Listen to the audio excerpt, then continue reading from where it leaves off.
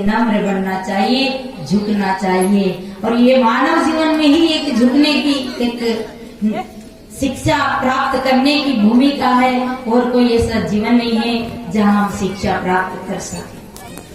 तो जीवन को धन्य बनाने के लिए सबसे पहली जरूरत है विनम्र रहने की।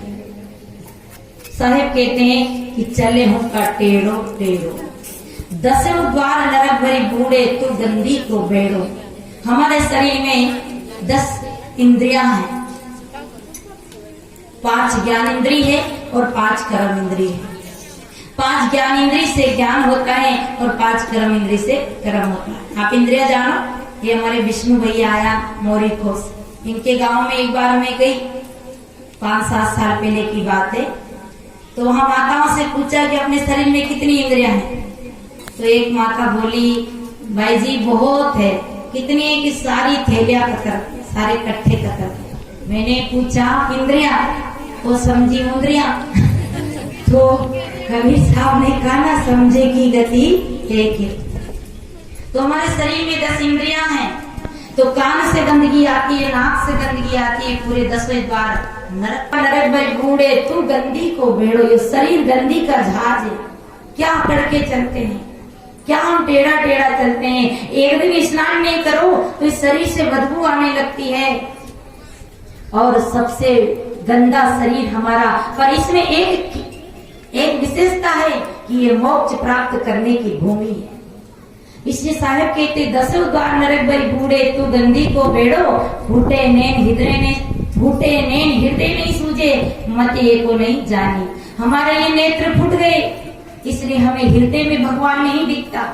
हमें झाड़ में भगवान, नदी नाले में भगवान दिखता, पर नर में नारायण नहीं दिखता। यही तो दुख की बात है। इसे कबीर साहब को कहना पड़ा, संतो पानी में नींद प्यासी, मोए सुन सुनावे हासी। आत्मज्ञान बिना नर भटके, कोई मथुरा कोई काशी। जाको ध्यान धरे विधि हरिहर मुनिजन शेष अविनाशी। किसका ध्यान धरते मुनि ऋषि? अरे भगवान का हम ध्यान धरते हैं, हम शंकर जी करते हैं, हम कृष्ण जी का ध्यान धरते हैं, पर वो किसका ध्यान धरते हैं? जाको ध्यान धरे विधि यानी ब्रह्मा, हरि यानी विष्णु, हर मन शंकर। जाको ध्यान धरे विधि हरिहर मुनिजन श्रेष्ठ 88, सो तेरे घट में विराजे वो परम पुरुष अविनाशी। वो अविनाशी राम जिसका 3 काल में नाश नहीं होता। शरीर का नाश होता, शरीर संबंधी प्राणियों का नाश होता, और ये हमारा जो दिख रहा है वैभव का नाश होता, परंतु उस अविनाशी राम का कभी नाश नहीं होता। और वो कहाँ है? हमारे घट में है, पर हमें दिखता क्यों नहीं? बाबा तुलसी क्या कहते हैं? घट में सूझे नहीं नानते वैसी जिन,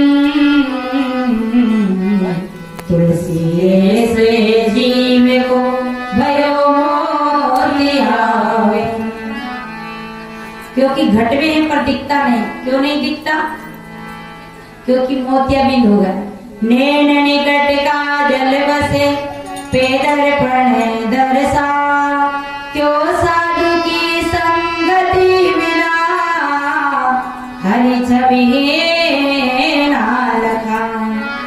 मैं जाना हरि दूर है, हरि हृदय मान, अंदर टाटी ब्रह्म की, याते सूझत ना।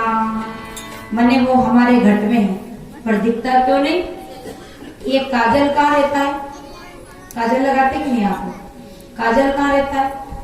काजल नैन के बहुत नजदीक रहता है, पर आज तक हमारी आंखों ने काजल देखा? देखा तो किससे देखा? दर्पण से देखा, शीशे से देखा, परंतु आंख से आंख का काजल नहीं दिखा। और कितनी नजदीक है, कितनी निकट है। बाबा तुलसी कहते हैं नैन निकट काजल बसे, पे दर्पण दर्शाए, क्यों साधु की संगति बिना, हरि छवि हृदय न लगा। हनुमान जी से पूछा था कि प्रभु राम कहाँ? तो कहाँ बताए थे? ऊपर आकाश में, मंदिर में? कहाँ बताए थे बताइए? हनुमान जी ने राम सीता को कहाँ बताई थी? सीना फाड़ के। कबीर साहब कहते हृदय बसे ते राम ना जानी, हृदय में निवास करने राम करने वाले राम को हम नहीं जानते हैं। घट में है सूझे नहीं नानक ऐसी दिन, तुलसी ऐसे जीव को भयो मोतिया बिंद। और जब मोतिया बिंद हो जाता है तो उसका ऑपरेशन करवाना पड़ता है। हमारी इस आंख में मोतिया बिंद होए तो डॉक्टर ऑपरेशन करते हैं, पर हमारी विवेक की आंख में अगर मोतियाबिंद हो जाए तो सदगुरु ऑपरेशन करता है। सदगुरु साचा वेद है, औषध है सत्संग, और ज्ञान सीख से काढ़ के तो कटे मोतिया बिंद। हम उस परमात्मा, उस राम को दूर ढूंढ रहे हैं। साहेब कहते मोह को कहां ढूंढे बंदे, मैं तो तेरे पास में। न काशी न कैलाश में, न भरत न उपास में, न जप में न तप में, मैं तो रहता हूँ सबकी सांसों की श्वास में। खोजी होए तो मिल जाऊं पल भर की तलाश में। पर हम ढूंढे ही था। हम तो ऐसे हो गए, एक आदमी था तो नाई की दुकान पे बाल बनवाने गया था। बड़ा सा लंबा सा शीशा नाई ने रखा। अब पहली बार जिंदगी में पहली बार दर्पण देखा, तो दर्पण के सामने गया तो उसका ही चेहरा उसे दिखा, तो डर के भगरे बाबा यहाँ तो भूत है। अरे कि भाई भूत नहीं है, शीशा है शीशा, इसमें देखो और मन पसंद की कटिंग बनवाओ, जैसा अपन चाहो वैसी कटिंग बनवाओ। उसने देखा, अरे मैं तो समझ रहा था कि भूत है। अरे कि भूत नहीं है, मैं शीशा खरीद के लाया। आजकल कटिंग चली ना, आजकल की कटिंग देखी कि नहीं देखी? आजकल कैसी कटिंग बनवाते भाई लोग, चला है। उसने कहा भैया ये शीशा तो बहुत अच्छा है, जरा ये शीशा मेरे को दे दो। नाई भैया बोला कि ये शीशा तुम दुकान से खरीद लेना।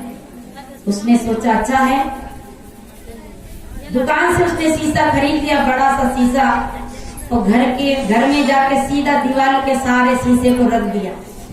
अब ये नहीं बताया कि मैं शीशा खरीद के लाया। अब उसकी पत्नी गई, उसने फाटक खोला तो खड़ा का खड़ा दर्पण तो कभी देखा नहीं था, शीशा तो कभी देखा नहीं था। और जोर से जब सामने गई तो रोने लग गई, हाय मम्मी मैं तो लुट गई, तुम्हारा बेटा दूसरी बहू लाके कमरे में बिठा दी। वो रोने लगी तो सासू ने कहा कि कैसी बात करती, बेटा बहू लाता तो कम से कम मुझे तो बताता, तो जरा देखे। तो बहू की बात नहीं मानी, सासू माँ गई तो उन्हें फाटक खोला तो देखा तो वो सासू दिखी उसे। वो क्या कही, हाय बेटा लाया तो कोई बुरी बात नहीं, पर ये बुढ़ी क्यों लाया, जवान ला, क्योंकि उसे वो बुढ़ी दिखी। अरे बेटा लाया ही था तो कोई बुरी बात नहीं, पर ये बुढ़ी क्यों लाया, जवान ला। मेरे मन को बेलाइए मत। अरे बेटा मैं अभी देखते ही वो बुढ़ी है, वो कहती है जवान है, वो कहती है बुढ़ी है। इतने बाबा आ गया ससुर। ससुर ने कहा क्यों हल्ला मचा रखा, रे आपका बेटा बहू ले आया, और बहू लाया तो कोई बात नहीं, पर ये बुढ़ी ले आया। अरे जवान तो लाता कम से कम। बुढ़ा ने कहा मुझे तो देखने तो बहू कैसी लाया। बुढ़ा ने जब फाटक खोला, बुढ़ा कहता अरे नहीं जवान नहीं, बुढ़ी हो तो बुढ़ा ले आया बुढ़ा। तो कहते हैं बूढ़ा वो दर्पण में दिखता है तो कहते हैं तो बूढ़ा ले आया। सभी रो रहे थे, अपनी अपनी बात कह रहे थे। इतने में बेटा आया कि क्यों रो रहे हो, क्यों हल्ला कर रहे हो। अरे बेटा तू ये बुढ़ा को क्यों ले आया, वो कहती बुढ़ी को क्यों ले आया, वो कहती मेरे को सोतन क्यों रहे थे। सभी हल्ला मचा रहे थे। उन्होंने कहा ना बुढ़ा है ना बुढ़ी है, ये तो दर्पण है, ये शीशा है जो अपना प्रतिबिंब जिसे हम देख नहीं पाते हैं, हम बाहर ढूंढते हैं। किसी किसी संतों ने बड़ा प्यारा कहा है, तेरे घट में राम